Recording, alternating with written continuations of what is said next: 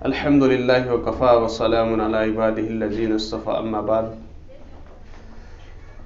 اللہم صلی علی سیدنا وحبیبنا ومولانا محمد وبارک وسلم۔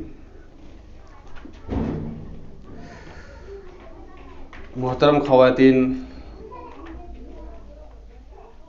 ماں اور بہنوں، اللہ رب العزت کا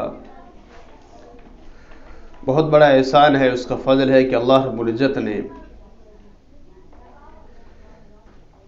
آج ہمیں جمعے کے دن تک باقی رکھا، جمعے کا دن نصیب فرمایا۔ جمعے کا دن عید سے بڑھ کر ہوتا ہے، حدیث پاک میں آتا ہے جمعے کا دن عید سے بڑھ کر ہے، اور قیامت جو آنی ہے وہ جمعے کے دن ہی آئے گی۔ محرم کا مہینہ ہوگا، جمعے کا دن ہوگا، اور جب جمعے کا دن نکلتا ہے، طلوع ہوتا ہے، تو جن اور انسان کے علاوہ ساری مخلوق گھبراتی ہے۔ گھبراتی کیوں ہے؟ بس اسی وجہ سے گھبراتی ہے کہیں قیامت نازل نہ ہو جائے۔ لیکن ہم میں سے بہت سارے مرد، عورتیں، انسان، جنات ایسے غافل ہوتے ہیں جو نہ ان کو فجر کی نماز کی پرواہ ہوتی ہے، نہ ان کو قیامت کا خوف ہوتا ہے، اور سوتے رہتے ہیں۔ بہت ساری عورتیں، بہت سارے مرد فجر کی نماز ہو جاتی ہے، سورج نکلنے کے بعد اٹھتے ہیں، بعض فجر کی نماز کے بعد اٹھتے ہیں، تو یہ بڑی غفلت کی چیز ہے۔ تو اللہ رب العزت نے جمعے کا دن نصیب فرمایا اور دین کی مجلس کے اندر دین کی بات سننے کی توفیق عطا فرمائی۔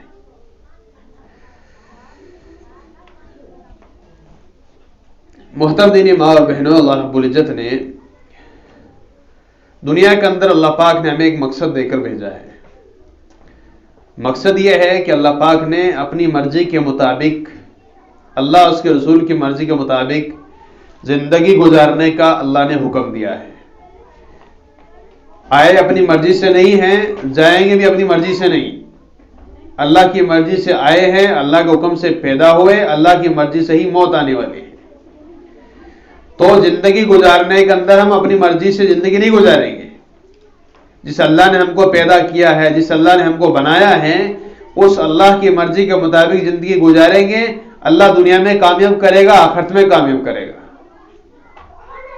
مرضی اپنی نہیں چلے گی، مرضی اللہ اس کے رسول کے مطابق گزارنی زندگی، اس کو کہتے ہیں اللہ کے رسول کی مرضی کے مطابق زندگی گزارنا۔ تو اللہ پاک نے یہ موقع دنیا میں دیا ہے، اور کب تک دیا ہے؟ موت سے پہلے پہلے دیا ہے۔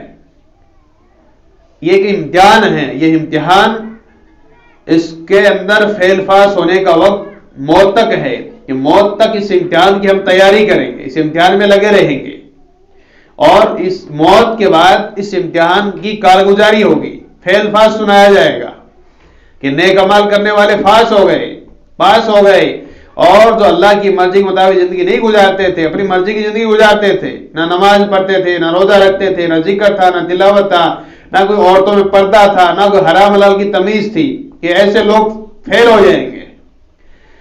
دنیا میں فیل ہوتا ہے تو کوئی بڑی بات نہیں، آخرت میں فیل ہو گیا اس کا ٹھکانہ جہنم ہے۔ آخرت میں اگر کوئی فیل ہو گیا مرد عورتوں میں سے، اس کا ٹھکانہ جہنم ہے، چھوڑ دیا نہیں جائے گا، کہ یہاں چھوڑ دیا جاتا ہے، فیل ہو گئے کہ اگلے سال پھر تیاری کرو، کہ وہاں تیاری کا موقع نہیں ہے۔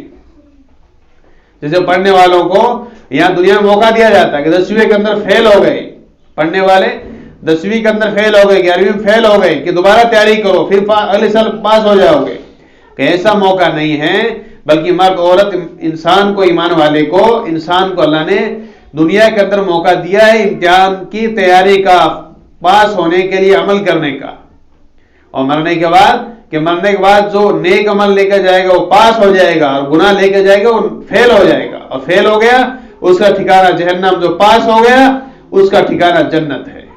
اس لیے محترم دینی خواتین، دنیا کی زندگی کو اچھے عمل کر کے اچھا بنانا ہے، اچھے عمل کر کے دنیا کے اندر دنیا اور آخرت کو اچھا بنانا ہے، کہ دنیا اور آخرت اچھی جو بنتی ہے وہ نیک عمل سے بنتی ہے، نماز سے بنتی ہے، صحیح نماز سے بنتی ہے، وقت پر نماز پڑھنے سے بنتی ہے، رمضان کا مہینہ آیا روزہ رکھنے سے زندگی اچھی بنتی ہے، اور اخلاق کے ساتھ زندگی گزارنے سے زندگی اچھی بنتی ہے۔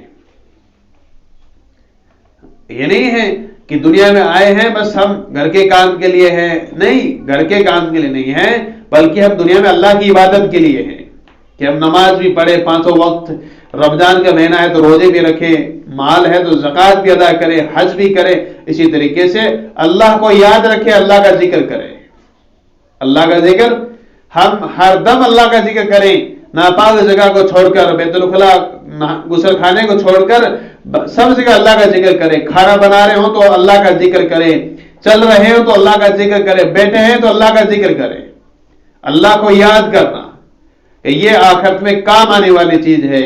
اللہ کا ذکر ایسی بڑی دولت ہے کہ جہنم کے اندر جانے کے اندر اللہ کا ذکر آڑ بن جائے گا کہ جو اللہ کو یاد کرتا ہو وہ جہنم میں کیسے جائے گا، کہ اس لیے اللہ کو یاد کرنا، نماز بھی پڑھنا ہے، نماز کے علاوہ اللہ کا ذکر کرنا ہے۔ جو خالی وقت ہمارے پاس ہے، جو عورتیں قرآن پاک پڑھی ہوئی ہے وہ قرآن پاک کی تلاوت کا اہتمام کریں۔ ایک تو قرآن پاک کی تلاوت کا اہتمام ہے کہ قرآن پاک کی تلاوت ترتیب سے روزانہ شروع سے لے کر آخر تک پڑھنا، کہ 1 مہینے کے اندر 40 دن کے اندر مکمل ہو گیا، یہ نہیں ہو کہ کبھی پڑھ لیا، جمعے کو پڑھ لیا، باقی دن چھوڑ دیا، رمضان کا مہینہ آیا قرآن کی تلاوت شروع کر دی، باقی چھوڑ دی، نہیں، روزانہ قرآن پاک کی تلاوت کرنی ہے۔ اللہ پاک اس قرآن پاک کی تلاوت کی وجہ سے ہمارے گھروں میں برکتیں اتاریں گے، شیطان نکل جائیں گے، شیطانی جن نکل جائیں گے، اور ہمارے گھروں میں سکون، راحت اور برکتیں ہو جائیں گی۔ اس سے اللہ کے دھیان کے ساتھ قرآن پاک کی تلاوت کو کرنا چاہیے۔ اس کے علاوہ چند صورتوں کا بھی اہتمام کریں، فجر کے بعد سورہ یاسین پڑھنے کا اہتمام کریں، فجر کی اذان ہوئی، نماز فوراً پڑھ لو، آپ کے لیے جماعت نہیں ہے، آپ تو اپنی نماز پڑھو، اذان ہوتے ہی نماز پڑھ لی، اب جو ہے سورہ یاسین پڑھو اور اپنے کام میں لگ جاؤ۔ اسی طریقے سے جو ہے سونے سے پہلے سورہ ملک پڑھو، تبارک الذی بیدہ الملک، اس کو پڑھو۔ اس سے کیا ہوتا ہے کہ اس سے قبر کے اندر عذاب نہیں ہوگا۔ حدیث میں آتا ہے یہ مرنے والے پر لیٹ جاتی ہے، اپنے پر بچھا دیتی ہے کہ اللہ اس کی مغفرت کر، نہیں تو اپنی کتاب میں سے مجھے نکال دے۔ ایسی بڑی صورت ہے، کتنی 30 آیتوں کی صورت ہے، اور اتنا بڑا کام کر دیتی ہے کہ مرنے والے کی مغفرت کرا کر رہتی ہے۔ اسی طریقے سے جو ہے مغرب اور عشاء کے درمیان سورہ واقعہ پڑھیں، سورہ واقعہ پڑھنے، جس گھر میں سورہ واقعہ پڑھی جائے گی اس گھر میں کبھی فاقہ نہیں آئے گا، تنگی نہیں آئے گی، بے برکتی نہیں ہوگی۔ اس لیے سورہ واقعہ پڑھنے کی بھی کوشش کریں۔ اب بعض عورتوں کو شکایت یہ ہے، مردوں کو بھی ہوتی ہے، کہ ہمارا بچہ رات کو روتا ہے، چمکتا ہے، اور جو ہے روتا ہے، پتہ نہیں کیا تکلیف ہوتی ہے، تو کیا کریں؟ کہ کسی کے پاس جانے کی ضرورت نہیں ہے، کہ کیا کریں گے کہ یہ کرو آپ، تو تینوں کل ہے، سورہ قل هو اللہ احد ہے، قل اعوذ برب الفلق ہے، قل اعوذ برب الناس ہے، ان کو 3 مرتبہ پڑھ کر اپنے اوپر بھی دم کرو، بچوں کو بھی دم کرو۔ اس سے کیا ہوگا کہ اللہ کی طرف سے حفاظت ہو جائے گی، اللہ کی طرف سے حفاظت کرنے والا آ جائے گا۔ اور فرمایا سوتے وقت یہ دعا بھی پڑھ کے سوئیں، بچے ہو، مرد اور سب گھر والے، اعوذ بکلمات اللہ التامات من شر ما خلق، کہ اگر زہریلے جانور نے بھی اگر رات کو کاٹ لیا تو اس کا زہر کا اثر نہیں ہوگا۔ یہ دعائیں اللہ کے رسول نے یہ فضائل ہمیں بتائے ہیں صورتوں کے دعاؤں کے، اس میں حفاظت ہے ہمارے لیے۔ اور سوتے وقت ہمیں جو ہے باتیں نہیں کرنا، بلکہ اللہ کا ذکر کرتے کرتے سونا چاہیے۔ کسی کی غیبت کر رہی ہے، کسی کی چغلیاں ہو رہی ہے، کسی کی برائی بیان ہو رہی ہے، کوئی موبائل دیکھ رہے ہیں، کوئی کیا دیکھ رہا ہے، نہیں، بلکہ سوتے وقت ہمیں اللہ کا ذکر کرتے کرتے سو جانا چاہیے، کہ یہ سونا ہمارا پھر خیر پر ہوگا۔ اسی طریقے سے ہمارے گھر کی ہر عورت نماز پڑھے، ہر مرد نماز پڑھے، یہاں تک تہجد کی نماز پڑھیں اور دعائیں کریں سب کے لیے، اپنے لیے، گھر والوں کے سب کے لیے دعائیں کریں، جو اپنی پریشانیاں ہیں، مصیبتیں ہیں، بیماریاں ہیں، پریشانیاں ہیں، ان کی دعائیں کریں اللہ سے۔ تو اس لیے یہ اعمال ہم اپنے گھروں میں کریں گے، انشاءاللہ ہمارے گھروں سے بے دینی نکلے گی، دین کا ماحول قائم ہوگا، سکون و راحت اللہ کی طرف سے آئیں گے۔ یہ پتہ کیسے چلے گا؟ اس کا پتہ چلے گا جب ہمارے گھروں میں تعلیم ہوگی۔ اب دیکھو، تعلیم کرنے کے لیے ہم تیار نہیں ہیں، دنیا کا کام ہمیں دے دو وہ کرنے کے لیے تیار ہے، نہیں، گھر میں جو دین آئے گا، جو سکون آئے گا، جو راحت آئے گی، کامیابی کے جو کام ہے وہ گھروں میں تعلیم کریں ہم، فضائل اعمال کی تعلیم روزانہ ہونی چاہیے۔ عورت پڑھی ہے تو عورت کرے، مرد پڑھا ہو تو مرد کرے، بچے پڑھے تو بچے کریں. تعلیم گھروں میں ہونی چاہیے. تعلیم اتنا اونچا عمل ہے کہ اس سے ہمارے گھر کی ساری دقتیں، ساری پریشانیاں، ساری مصیبتیں ختم ہو جائے گی. کیسے؟ کہ ہر ایک کو ہر ایک کے حق پتہ چلے گا، کہ شوہر کو پتہ چلے گا بیوی کے کیا حقوق ہیں، تو بیوی کے ساتھ سلوک سے پیش آئے گا. اب عورت بیوی کو پتہ چلے گا شوہر کے کیا حق ہیں تو وہ اس کے حقوق ادا کرے گی. اولاد کو پتہ چلے گا ماں باپ کے کیا حقوق ہیں تو ماں باپ کے حقوق ادا کرے گا. لیکن یہ تعلیم بار بار ہوگی، ایک بار سے سمجھ میں نہیں آئی، دو بار کی، بار بار کرتے رہو، موت تک کرتے رہیں کہ انشاءاللہ ہر ایک کو ہر ایک کے بارے میں حقوق پتہ چلیں گے اور وہ عمل کرنے والے بنیں گے. پڑوسیوں کے کیا حقوق ہیں، رشتہ داروں کو کیا حقوق ہیں، بچوں کی کیسے تربیت کی جائے، ایک دوسرے کے حق کیا ہے، کہ یہ پتہ چلے گا تعلیم کرنے سے. اب تعلیم کرتے نہیں. اب تعلیم گھر میں ہوئی نہیں تو ہمیں فکر ہی پیدا نہیں ہوئی کہ پاکی ناپاکی کیا چیز ہوتی ہے، حرام حلال کیا چیز ہوتی ہے. جو سمجھ میں آیا وہ کر لیا. نہیں، جب گھروں میں تعلیم ہوگی تو انشاءاللہ پاکی کا اور ناپاکی کا علم ہوگا کہ پاکی یہ، ناپاکی ہے، یہ حرام ہے، یہ حلال ہے. تو اسی کو پتہ چلے گا، تعلیم سے پتہ چلے گا. اس لیے اپنے گھروں میں روزانہ تعلیم کرو. فضائل اعمال کی ایک دن منتخب حدیث کی تعلیم کرو. تعلیم ہونی چاہیے. تو پھر کیا ہوگا؟ یہ تعلیم سے ہمیں آخرت کے لیے عمل کرنا آسان ہو جائے گا، نماز پڑھنا آسان ہو جائے گا. اس کی فکر کریں اور اپنے بچوں کی تربیت کی فکر کریں. ان کو بولنے کا ڈھنگ سکھائیں، ان کو بولنے کا ادب سکھائیں. ان کے نام صحیح رکھیں. ان کے سونو مونو یہ نہ رکھیں ایسے نام. راجو ہو گیا، کبھی کہیں کچھ رکھ دیا، کہیں کچھ رکھ دیا، بابو رکھ دیا. کہ نام تھوڑی ہوتے ہیں بھائی. بابو کیا نام ہے، سونو کیا نام ہے، راجو رکھ دیا. کہیں کیا غیروں کو دیکھا تھا کہ نہیں، ہم تو نبیوں پر، رسولوں پر، صحابہ کرام پر اللہ کے ناموں میں سے نام رکھیں گے. کہ کون بتائے گا؟ کہ علماء کرام سے، اپنے امام سے یا کسی جاننے والے سے، دیندار ہے اس سے پوچھیں کہ نام کیسے رکھے اپنے بچے کا. جب گھر میں بچہ پیدا ہو، بچی پیدا ہوئی، اس کا نام صحیح رکھنا. مال ہو تو سعادت عقیقہ کرنا اور اس کو ادب سکھانا. یہ تمہارے ابا ہے، یہ تمہارے دادا ہے، یہ تمہارے چاچا ہے، یہ تمہارے بھائی ہیں، یہ تمہاری بہن ہے. کہ اس کو ادب سکھانا. اس کو بلکہ غلط عادتیں نہ سکھانا کہ بچے تو اس کے تھپڑ لگا، تو اس کو مار، ایسا کر. نہیں، ایسا نہیں کرنا چاہیے. بلکہ اس کو اللہ کا نام سکھائے، کلمہ سکھائے. سب سے پہلے لا الہ الا اللہ سکھائے، سلام کرنا سکھائے، اور ان کو اللہ کا نام لینا سکھائے. نماز پڑھے تو وہ بھی آپ کے دیکھے دیکھے نماز پڑھے گا آپ کے پاس کھڑا ہو کر کے. کوئی غلطی ہو جائے تو ڈانٹنا نہیں، زیادہ پٹائی نہیں کرنا، بلکہ اس کو ادب سے سکھائے اور اس کو محبت سے سمجھائیں کہ ایسا کرنا چاہیے، ایسا نہیں کرنا چاہیے. ہمارے ایک عالم ہے حضرت مولانا پیر ذوالفقار صاحب نقشبندی دامت برکاتہم، کہ 4 سال تک بچے کی تربیت کر لو. اس سے پہلے تربیت ہو گئی تو ہو گئی، اس کے بعد بھی تھوڑی ہو سکتی ہے، لیکن زیادہ بڑا ہو گیا پھر نہیں مانے گا. 5 سال سے اوپر ہو گیا، 6 سال سے اوپر ہو گیا کہ اب نہیں مانے گا یہ. اس لیے ایک بات تو یہ ہے کہ ہمارے علماء کہتے ہیں اس کی تربیت کرو صحیح طریقے سے، صحیح نام اس کا. اور پھر فرمایا پھر اس کو اگر ہم نے ادب سکھائے، کوشش کی، محنت کی، لیکن نہیں مان رہا ہے، غلط عادت میں پڑ گیا، تو کہا اس کو اللہ کے بھروسے پر چھوڑ دو. سکول جا رہا ہے، مدرسے میں جا رہا ہے، کہیں بھی جا رہا ہے، اس کو اللہ کے بھروسے پہ چھوڑ دو کہ اللہ ہم کوشش کر رہے ہیں لیکن جو ہے سمجھ میں نہیں آ رہی ہے، اس کے جو ہے دماغ میں نہیں آ رہی.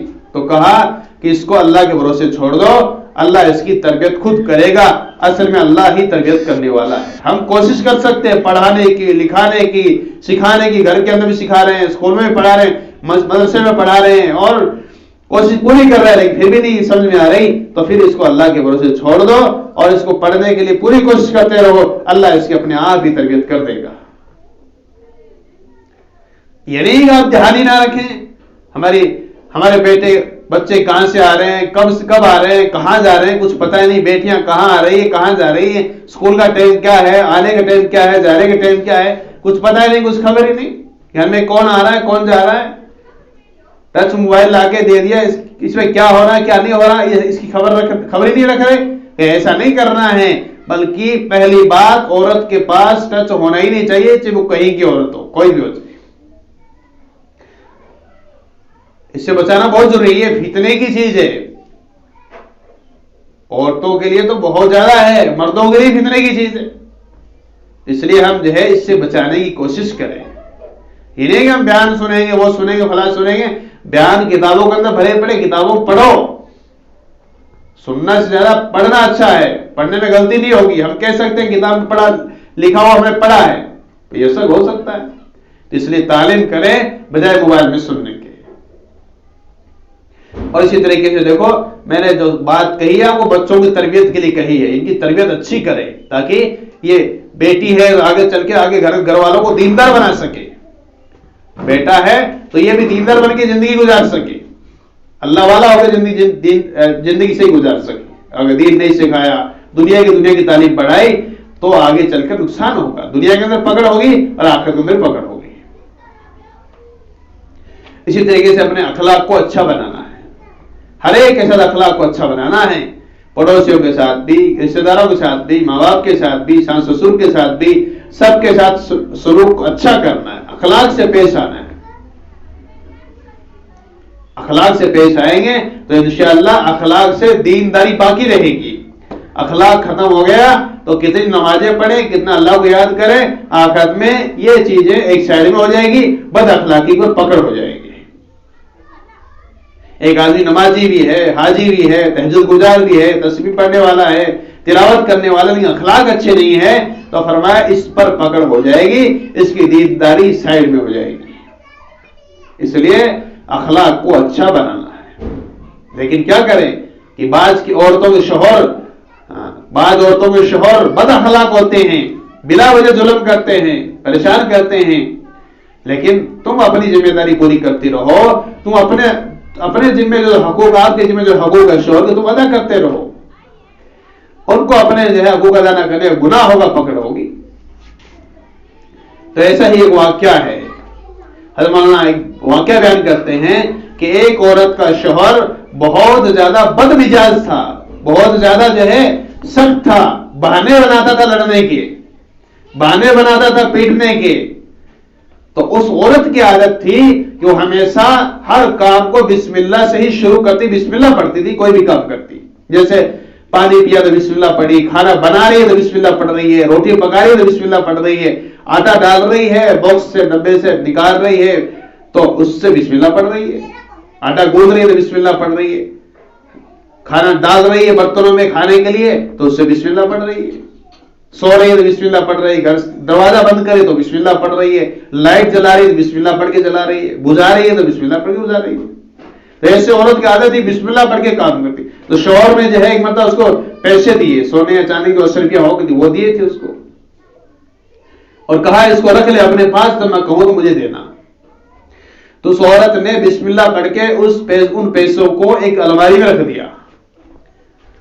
اب شوہر نے دیکھ لیا کہ الماری میں پیسے رکھ رہی ہے، عورت تو اپنے کام میں لگ گئی، پیسے رکھے، اور شوہر دھیرے سے اٹھا اور پیسے اٹھا کے وہاں سے کنویں میں ڈال دیے کہ تاکہ عورت پیسے لینے جائے گی، وہ پیسے ملے گی نہیں، میں اس کے ساتھ جھگڑا کروں گا، اس کی پٹائی کروں گا. ایسا مزاج تھا اس مرد کا. تو اس آدمی نے پیسے سارے کنویں میں پھینک دیے.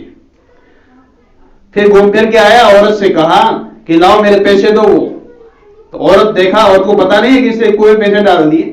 وہ پیسے لانے کے لیے گئی، پیسے لانے کے الماری کی طرف گئی تو اللہ نے فرشتے کو حکم دے دیا کہ جاؤ اس بندے نے جو پیسے رکھے ہیں اس مرد نے کنویں میں ڈال دیے ہیں، فوراً کنویں سے پیسے نکالو، اس تھیلی کے اندر بند کرو اور الماری کے اندر رکھو، میری بندی پیسے نکالنے والی ہے. تو اس عورت نے بسم اللہ پڑھ کے اس کو رکھا تھا، بسم اللہ پڑھ کے دروازہ کھولا، الماری کھولی تو اللہ کے فضل سے سارے پیسے تھیلی میں موجود تھے. یہ ماجرا دیکھ کر کے شوہر بھی حیران رہ گیا کہ میں نے پیسے پھینک دیے تھے اور میں نے بہانہ بنایا تھا لڑنے کے لیے. اس کے بعد اس نے توبہ کر لی کہ آج کے بعد میں تجھے نہیں ستاؤں گا. اللہ کی ایسی مدد دیکھ کر کے شوہر کا مزاج بھی ٹھیک ہو گیا اور اللہ نے اس کی جو ہے مدد بھی کر دی، پیسے واپس لوٹا دیے. لیکن عورت یہ اس میں کیا ہے کہ عورت اپنے کام اپنی طرف سے اعمال پورے کرے، نماز پڑھے. یہ نہ ہو کہ شوہر تو میرا ایسا ہے، چلا لگا ہے، 4 مہینے لگے، یہ مجھے بد اخلاق ہے، صحیح نہیں ہے اور میں نماز نہیں پڑھوں گی، میں تعلیم میں نہیں جاؤں گی، میں جماعت میں نہیں جاؤں گی، ایسا نہیں کرنا، بلکہ آپ گناہ گار ہو جاؤ گے، پھر وہ تو گناہ گار ہے جو ہے، آپ بھی گناہ گار ہو جاؤ گے۔ تو کیا کرنا چاہیے؟ یہ کرنا چاہیے ہم اپنی ذمہ داری پوری کریں، ہم اپنے اعتبار سے عمل کو پورا کریں، نماز پڑھیں تو دعا کریں، اور سب کے لیے دعا کریں کہ اللہ پاک جو سب کو ٹھیک کر دے، سب کے اخلاق اچھے بنا دے، دعا کریں آپ، بار بار اللہ کے راستے میں نکلے، بار بار جو ہے تعلیم کے حلقوں میں جائیں، جب بھی ہمارے ہفتے واری تعلیم ہو، جب بھی مستورات میں بات ہو، جماعت آ گئی تو اس کے پاس بار بار جائیں، تاکہ دین کی بات سننے کو ملے، دین کی بات سننے کو ملے، دین کی بات ہمارے پاس آئے، ہم عمل کرنے والے بنیں۔ اسی طریقے سے دیکھو پردے کا اہتمام کریں آپ، جس طریقے سے نماز پڑھنا فرض ہے، اسی طریقے سے مرد عورتوں کو اللہ نے حکم دیا اپنی نگاہوں کی حفاظت کرے۔ حدیث میں اللہ کے رسول نے فرمایا آداب میں سے ہے کہ جو مرد یا عورت راستے کے اندر بد نظری سے بچ جائیں گے، اللہ زنا جیسے بڑے گناہ سے بچا دے گا۔ اس لیے پردے کا اہتمام کرے، عورتیں بے پردگی نہ کرے، نہ اپنے گھر میں بے پردگی کرے، نہ گھر سے باہر۔ گھر کے اندر کوئی نامحرم آ گیا تو پردے کے ساتھ رہے، محرم ہے تو کوئی دقت نہیں، گلی میں جا رہے ہیں تو پورے پردے کے ساتھ جائیں، اونچی آواز سے نہ بولے، گلیوں کے اندر گھروں میں اونچی آواز سے نہ بولے کہ باہر نامحرم کے قانون پڑ جائے۔ تو اس لیے پردے کا اہتمام کرتا ہوں ہم عورتیں، جہاں بھی جا رہے ہیں، کھیت وغیرہ میں جانا پڑتا ہے تو پردے کے ساتھ جائے، کوئی دقت نہیں۔ اصل موٹا کپڑا ہو، برقع شرط نہیں ہے، یہ برقع ہو تو اچھی بات ہے، لیوز برقع ہونا چاہیے، ڈھیلا ڈالا برقع ہونا چاہیے، ٹائٹ نہیں ہونا چاہیے، ٹائٹ برقع پہننا صحیح نہیں ہے، بلکہ لیوز ہو تاکہ جسم کو پتہ نہ چلے۔ تو اللہ کی مرضی کے مطابق زندگی گزاریں گے تو اللہ پاک ہمیں دنیا کے اندر بھی سکون والی زندگی عطا فرمائیں گے، آخرت کے اندر ہمیشہ کی زندگی کے اندر کامیاب کر دیں گے۔